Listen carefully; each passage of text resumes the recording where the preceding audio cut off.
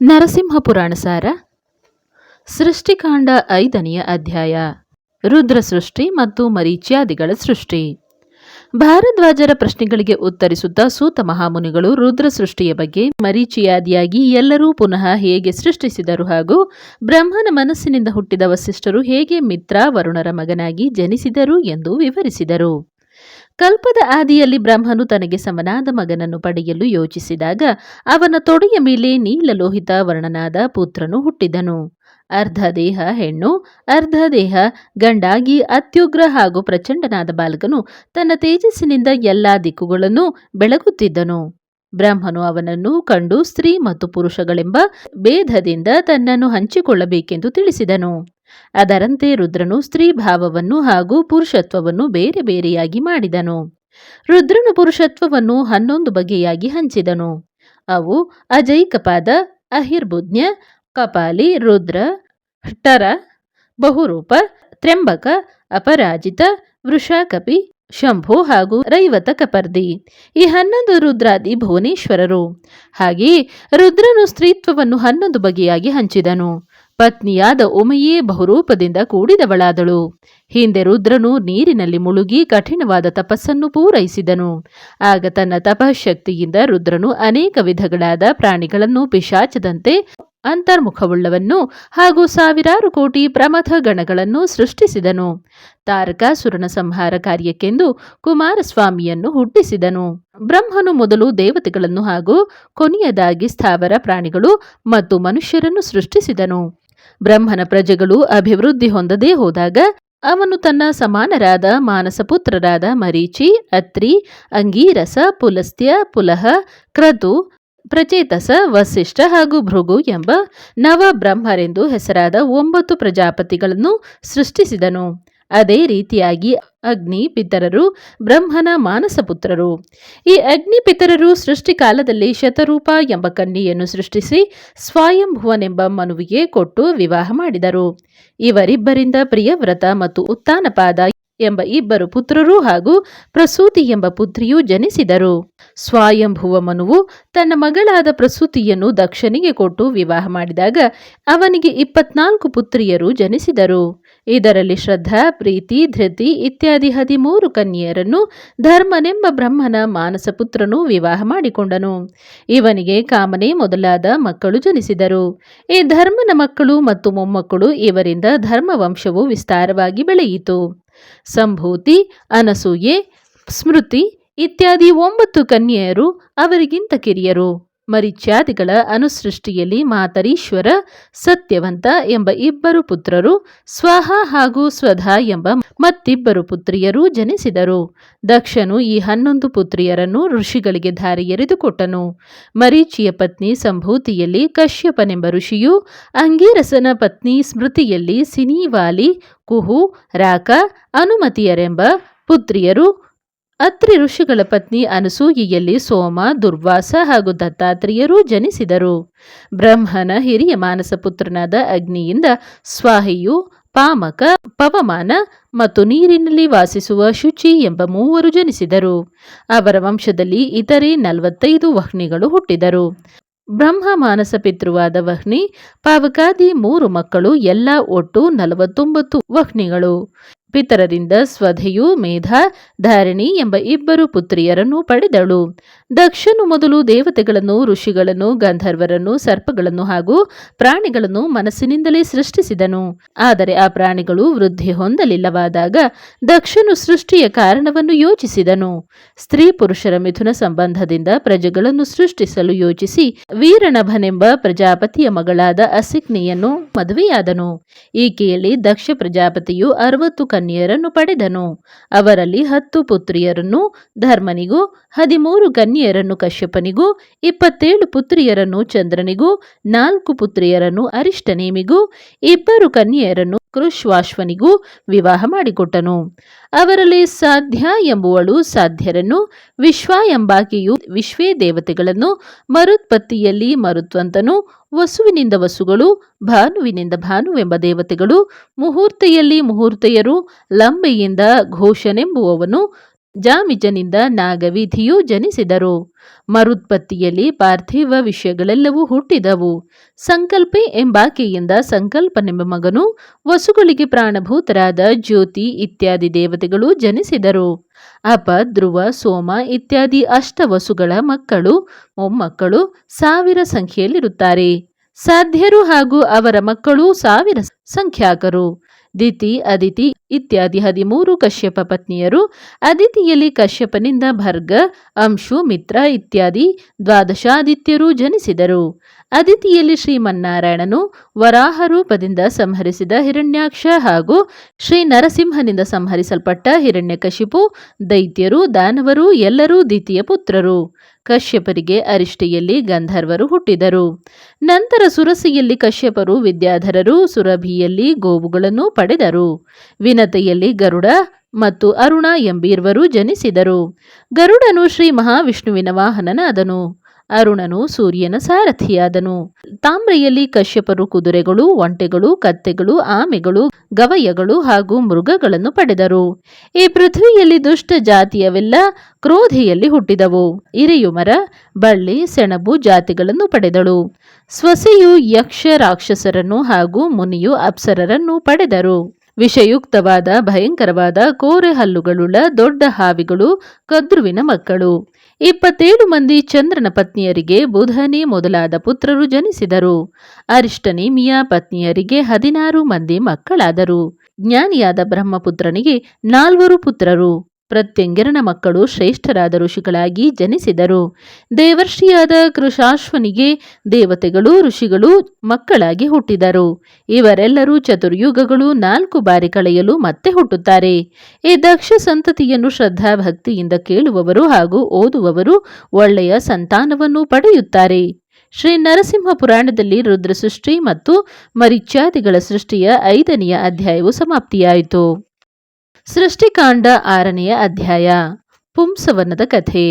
ಕಶ್ಯಪ ಮತ್ತು ಅದಿತಿಯರ 12 ಆದಿತ್ಯರು ಮಳೆಗರೆದು ಜಗತ್ತನ್ನು ಕಾಪಾಡುತ್ತಾರೆ. ಇವರಲ್ಲಿ ಮಧ್ಯದ ಮಗನಾದ ವರುಣನು ಪಶ್ಚಿಮ ದಿಕ್ಕಿನಲ್ಲಿದ್ದು ಲೋಕಪಾಲಕನಾಗಿರುತ್ತಾನೆ. ಸಂಪದ್ಯುಕ್ತವಾದ ಪ್ರಕೃತಿ ಸೌಂದರ್ಯದಿಂದ ಕೂಡಿದ ಶಿಲೋಚ್ಚಯವೆಂಬ ಒಂದು ಪರ್ವತವಿದೆ. ಇಲ್ಲಿ ಸಿದ್ಧರು, ಗಂಧರ್ವರು ವಾಸಿಸುತ್ತಾರೆ. ಈ ಪರ್ವತದಲ್ಲಿ ಸೂರ್ಯನೆರಳು ವಿಶ್ವವೆಲ್ಲವೂ ಕತ್ತಲಿನಿಂದ ವ್ಯಾಪಿಸಲ್ಪಡುತ್ತದೆ. ಅಲ್ಲಿ ವಿಶ್ವಾವತಿ ಎಂಬ ಪಟ್ಟಣವು ದೇವಶಿಲ್ಪಿ ವಿಶ್ವಕರ್ಮನಿಂದ ಬಹಳ ಮನೋಹರವಾಗಿ ರತ್ನಖಚಿತ ಸ್ತಂಭಗಳಿಂದ ರಚಿಸಲ್ಪಟ್ಟಿತ್ತು. ಆ ನಗರವನ್ನು ವರುಣನೆಂಬ ಆದಿತ್ಯನು ಬೆಳಗುತ್ತಲಿದ್ದನು. ಒಮ್ಮೆ ವರುಣನು ಗಂಧವನ್ನು ತನ್ನ ದೇಹಕ್ಕೆ ಲೇಪಿಸಿಕೊಂಡು ಸ್ವರ್ಣಾಭರಣಗಳಿಂದ ಅಲಂಕೃತನಾಗಿ ಮಿತ್ರನೆಂಬ ಆದಿತ್ಯನೊಡನೆ ಅಲ್ಲಿರುವ ವನಕ್ಕೆ ಹೋದನು. ಋಷಿಮುನಿಗಳು ತಪಸ್ಸು ಮಾಡುತ್ತಿದ್ದ ಆ ವನದಲ್ಲಿ ಪೌಂಡರೀಕರವೆಂಬ ಸ್ವಚ್ಛ ಜಲಾಶಯವಿತ್ತು. ಆ ಮಿತ್ರಾವರುಣರು ಸಂಚರಿಸುತ್ತಾ ದೈವ ಯೋಗದಿಂದ ಆ ಜಲಾಶಯದ ಬಳಿ ಹೋದರು. ಅಲ್ಲಿ ಅವರು ಅತ್ಯಂತ ಸುಂದರಿಯಾದ ಊರ್ವಶಿ ಎಂಬ ಅಪ್ಸರ ಸ್ತ್ರೀಯನ್ನು ಕಂಡರು. ಮಿತ್ರಾವರುಣರಿಬ್ಬರು ಅವಳ ಆ ರೂಪವನ್ನು ಕಂಡು ಮಾರು ಹೋದರು. ನಿಮಿಯ ಶಾಪದಿಂದ ವಸಿಷ್ಠ ಚೇತನವು ಆ ದೇಹದಿಂದ ಹೊರಹೊಮ್ಮಿತು. ಆಗ ಎಲ್ಲ ದೇವತೆಗಳು ಅಲ್ಲಿಗೆ ಬಂದು, ವಸಿಷ್ಠನೇ, ನೀನು ಮಿತ್ರಾವರುಣರ ಮಗನು ಎಂದು ಹೇಳಿದರು. ಬ್ರಹ್ಮನು ಕಮಲದಲ್ಲಿ ಚಲಿಸುತ್ತಿದ್ದ ಆ ಮಿತ್ರಾವರುಣರ ರೇತಸ್ಸಿನ 3ನೇ 1 ಭಾಗವನ್ನು ವಸಿಷ್ಠನೆಂದು ಹೇಳುವನು. ಆ ರೇತಸ್ಸು ತಾವರಿಯಲ್ಲಿ, ನೆಲದಲ್ಲಿ ಹಾಗೂ ನೀರಿನಲ್ಲಿ ಈ 3 ಕಡೆ ಬಿದ್ದಿತು. ಆ ತಾವರಿಯಲ್ಲಿನ ರೇತಸ್ಸಿನ ವಸಿಷ್ಠರು ಮೈತ್ರಾವರುಣಿಯಾಗಿ ಹುಟ್ಟಿದನು. ನೆಲದಲ್ಲಿದ್ದ ಕುಂಭದಲ್ಲಿ ಅಗಸ್ತ್ಯರು, ಜಲದಲ್ಲಿ ಬಹು ತೇಜಸ್ವಿಯಾದ ಮೀನು ಹುಟ್ಟಿದವು. ಹೀಗೆ ಜ್ಞಾನಿಯಾದ ವಸಿಷ್ಠರು ಜನಿಸಿದರು. ಊರ್ವಶಿಯು ಸ್ವರ್ಗಕ್ಕೆ ಹೊರಟು ಹೋದಳು. ಮಿತ್ರಾವರುಣರು ಆಶ್ರಮಕ್ಕೆ ಮರಳಿ ಬಂದು ಶ್ರೀಮನ್ನಾರಾಯಣನನ್ನು ಹೊಂದಲು ಉಗ್ರ ತಪಸ್ಸು ಮಾಡುತ್ತಿದ್ದನು. ಬ್ರಹ್ಮನು ಅಲ್ಲಿಗೆ ಬಂದು ಅವರಿರುವರನ್ನೂ ಕುರಿತು, ನಿಮಗೆ ವಿಷ್ಣುಲೋಕ ಪ್ರಾಪ್ತಿಯಾಗುವುದು. ನೀವು ಮೊದಲಿನಂತೆಯೇ ನಿಮ್ಮ ಅಧಿಕಾರದಿಂದ ಇರಿ ಎಂದು ಹೇಳಿ ಅಂತರ್ಧಾನನಾದನು. ಭಾರದ್ವಾಜರೇ, ನಿಮಗೆ ಮಿತ್ರಾವರುಣರ ಮಕ್ಕಳಾಗಿ ಹುಟ್ಟಿದ ಮಹಾತ್ಮ ವಸಿಷ್ಠರ ಹಾಗೂ ಜ್ಞಾನಿಯಾದ ಅಗಸ್ತ್ಯರ ಸಂಗತಿಯನ್ನು ಹೇಳಿದೆನು ಎಂದು ಸೂತ ಮುನಿಗಳು ತಿಳಿಸಿದರು. ಈ ಪಾಪನಾಶಕವಾದ ಕಥೆಯನ್ನು ದೃಢಚಿತ್ತದಿಂದ ಯಾರು ಓದುವರೋ ಅವರು ಉತ್ತಮ ಸಂತಾನವನ್ನು ಪಡೆಯುವರು ಹಾಗೂ ದಿನನಿತ್ಯದಲ್ಲಿಯೂ ಶ್ರದ್ಧಾ ಭಕ್ತಿಗಳಿಂದ ಪಠಿಸುವವರ ಪಾಪಕರ್ಮಗಳು ನಾಶವಾಗಿ ವಿಷ್ಣು ಲೋಕವನ್ನು ಹೊಂದುವರು. ಶ್ರೀ ನರಸಿಂಹ ಪುರಾಣದಲ್ಲಿ ಪುಂಸವನದ ಕಥೆಯೆಂಬ 6ನೆಯ ಅಧ್ಯಾಯವು ಸಮಾಪ್ತಿಯಾಯಿತು. ಸೃಷ್ಟಿಕಾಂಡ 7ನೆಯ ಅಧ್ಯಾಯ. ಮಾರ್ಕಂಡೇಯನು ಮೃತ್ಯುವನ್ನು ಗೆದ್ದದ್ದು. ಸೂತ ಮಹಾಮುನಿಗಳು ಭಾರದ್ವಾಜರಿಗೆ ಮಾರ್ಕಂಡೇಯ ಮುನಿಯು ಮೃತ್ಯುವನ್ನು ಹೇಗೆ ಗೆದ್ದನೆಂಬುದನ್ನು ತಿಳಿಸಿದರು. ಹಿಂದೆ ಶುಕ್ರಾಚಾರ್ಯರು ಪರಮಜ್ಞಾನಿಯಾದ ಶ್ರೀ ವೇದವ್ಯಾಸರಲ್ಲಿ ಇದೇ ಪ್ರಶ್ನೆಯನ್ನು ಕೇಳಿದ್ದರು. ಅವರು ಹೇಳಿದ ಉತ್ತರವನ್ನೇ ಈ ಸಂದರ್ಭದಲ್ಲಿ ಸೂತರು ಅಲ್ಲಿರುವ ಋಷಿಮುನಿಗಳಿಗೆ ವಿವರಿಸಿದರು. ಭೃಗು ಮುನಿಗಳಿಗೆ ಖ್ಯಾತಿ ಎಂಬಾಕೆಯಿಂದ ಮೃಕಂಡ ಎಂಬ ಪುತ್ರನು ಜನಿಸಿದನು. ಮುಂದೆ ಮೃಕಂಡುವಿಗೆ ಸುಮಿತ್ರೆ ಎಂಬಾಕೆಯು ಪತ್ನಿಯಾದಳು. ಆಕೆ ಮಹಾಪತಿವ್ರತೆ ಹಾಗೂ ಧರ್ಮಪರಾಯಣೆ. ಅವರಿಗೆ ಮಹಾಜ್ಞಾನಿಯಾದ ಮಾರ್ಕಂಡೇಯನೆಂಬ ಪುತ್ರನು ಜನಿಸಿದನು. ಮಹಾಪುಣ್ಯಶಾಲಿಯಾದ ಅವನು ತಂದೆಯಿಂದ ಜಾತಕರ್ಮಾದಿ ಸಂಸ್ಕಾರಗಳನ್ನೆಲ್ಲ ಪಡೆದು ಬೆಳೆಯುತ್ತಿದ್ದನು. ಒಮ್ಮೆ ಭವಿಷ್ಯ ನುಡಿಯುವವನೊಬ್ಬನು ಆ ಬಾಲಕನು ಕೇವಲ 12 ವರ್ಷಗಳು ಮಾತ್ರ ಬದುಕಿರುವನು ಎಂದು ಹೇಳಿದನು. ಇದನ್ನು ಕೇಳಿದ ಬಾಲಕನ ತಂದೆ ತಾಯಿಗಳು ಅತೀವ ದುಃಖಿತರಾದರು.